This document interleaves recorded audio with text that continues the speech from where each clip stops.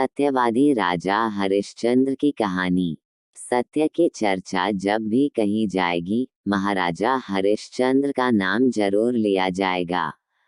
सूर्यवंशी सत्यव्रत के पुत्र राजा हरिश्चंद्र, जिन्हें उनकी सत्यनिष्ठा के लिए आज भी जाना जाता है। उनकी सत्य के प्रति निष्ठा उनके सैकड़ों साल बाद भी सत्य का प्रतीक बनी हुई है। इनका युग त्रेता माना जाता है। राजा हरिश्चंद्र अयोध्या के प्रसिद्ध सूर्यवंशी राजा थे जो सत्यव्रत के पुत्र थे। ये अपनी सत्यनिष्ठा के लिए अद्वितीय हैं और इसके लिए इन्हें अनेक कष्ट सहने पड़े। ये बहुत दिनों तक पुत्रहीन रहे, पर अंत में अपने कुलगुरु वशिष्ठ के उपदेश से इन्होंने वरुण देव की उपासना की, तो इस शर्त पर पुत्र जन्मा कि उसे हरिश्चंद्र यज्ञ में बलि दे दें।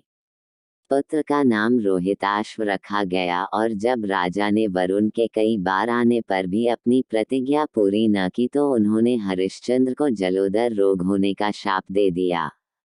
रोग से छुटकारा पाने और वरुण देव को फिर प्रसन्न करने के लिए राजा वशिष्ठ जी के पास पहुंचे। इधर इंद्र ने रोहिताश्व को वन में भगा दिया। राजा ने वशिष्ठ जी की सम्मति से अजीगर्त नामक एक दरिद्र ब्राह्मण के बालक शुन शेप को खरीदकर यज्ञ की तैयारी की। परंतु बलि देने के समय शमिता ने कहा कि मैं पशु की बलि देता हूँ, मनुष्य की नहीं।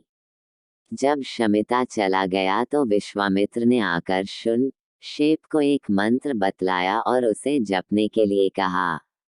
इस मंत्र का जप करने पर वरुण देव स्वयं प्रकट हुए और बोले, हरिश्चंद्र, तुम्हारा यज्ञ पूरा हो गया। इस ब्राह्मण कुमार को छोड़ दो, तुम्हें मैं जलोदर से भी मुक्त करता हूँ।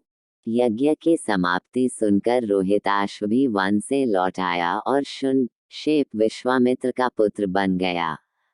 सच पर आधारित विश्वामित्र कथा। राजा हरिश्चंद्र सच बोलने और वचन पालन के लिए मशहूर थे। उनकी प्रसिद्धि चारों तरफ फैली थी।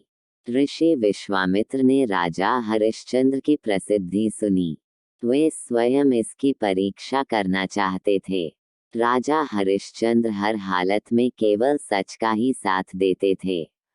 अपनी इस निष्ठा की वजह से कई बार उन्हें बड़ी बड़ी परेशानियों का भी सामना करना पड़ा, लेकिन फिर भी उन्होंने किसी भी हाल में सच का साथ नहीं छोड़ा। वे एक बार जो प्रण ले लेते थे उसे किसी भी कीमत पर पूरा करके ही छोड़ते थे। राजा हरिश्चंद्र ने सत्य के मार्ग पर चलने के लिए अपनी पत्नी और पुत्र के साथ खुद को बेच दिया था। इनकी पत्नी का नाम तारा था और पुत्र का नाम रोहित। एक बार राजा हरिश्चंद्र ने सपना देखा कि उन्होंने अपना सारा राजपाट विश्वामित्र को दान में दे दिया है। अगले दिन जब विश्वामित्र उनके महल में आए तो उन्होंने विश्वामित्र को सारा हाल सुनाया और साथ ही अपना राज्य उन्हें सौंप दिया। जाते जाते विश्वामित्र ने राजा हरिश्चंद्र से 500 स्वर्ण मुद्राएं दान में मांगी। विश्वामित्र ने राजा को याद दिलाया कि राजपाट के साथ राज्य का कोष भी वे दान कर चुके हैं और दान की हुई वस्तु को दोबारा दान नहीं किया जाता। तब राजा ने अपनी पत्नी और पुत्र को बेचकर स्वर्ण मुद्राएं हासिल की, लेकिन वो भी 500 नहीं हो पाईं। राजा हरिश्चंद्र ने खुद को भी बेच डाला और सोने की सभी मुद्राएं विश्वामित्र को दान में दे दी। अपनी मर्यादा को निभाया। राजा हरिश्चंद्र ने खुद को जहां बेचा था वह शमशान का चांडाल था, जो शवदाह के लिए आए मृतक के परिजन से कर लेकर उन्हें अंतिम संस्कार करने देता था। एक दिन सर्प के काटने से इनके पुत्र की मृत्यु हो गई तो पत्नी तारा अपने पुत्र को शमशान में अंतिम क्रिया के लिए लेकर गई।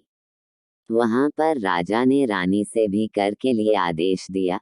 तभी रानी तारा ने अपनी साड़ी को फाड़ कर चुकाना चाहा।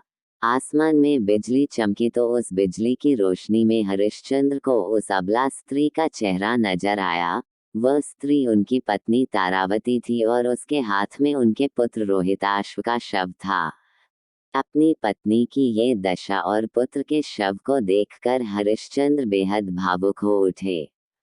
उस दिन उनका एकादशी का व्रत भी था और परिवार की इस हालत ने उन्हें हिलाकर रख दिया।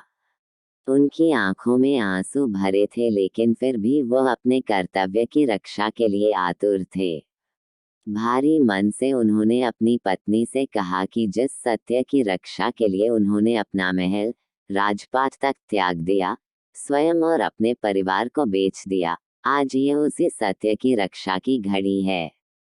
उसी समय आकाशवाणी हुई और स्वयं ईश्वर प्रकट हुए और उन्होंने राजा से कहा, हरिश्चंद्र, तुमने सत्य को जीवन में धारण करने का उच्चतम आदर्श स्थापित किया है। तुम्हारी कर्तव्य निष्ठा महान है, तुम इतिहास में अमर रहोगे।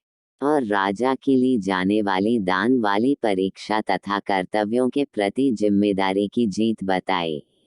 हरिश्चंद्र ने ईश्वर से कहा, अगर वाकई मेरी कर्तव्य निष्ठा और सत्य के प्रति समर्पण सही है तो कृपया इस स्त्री के पुत्र को जीवन दान दीजिए। इतने में ही रोहिताश्व जीवित हो उठा। ईश्वर की अनुमति से विश्वामित्र ने भी हरिश्चंद्र का राजपाट उन्हें वापस लौटा दिया गया।